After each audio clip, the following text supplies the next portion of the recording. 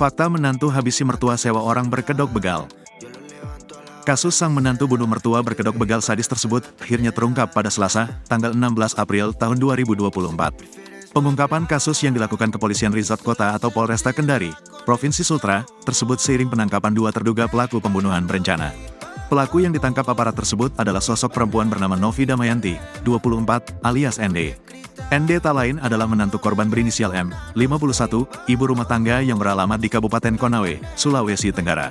Sosok lainnya yang ditangkap dalam kasus begal sadis dan ternyata pembunuhan berencana itu adalah lelaki berinisial CM alias MF. Dua terduga pelaku pembunuhan berencana terhadap M itu pun kini diamankan dan menjalani pemeriksaan di Mapolresta Kendari.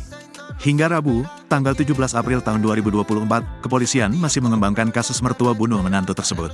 Termasuk mendalami motif di balik kasus yang belakangan ini menyita perhatian publik tersebut.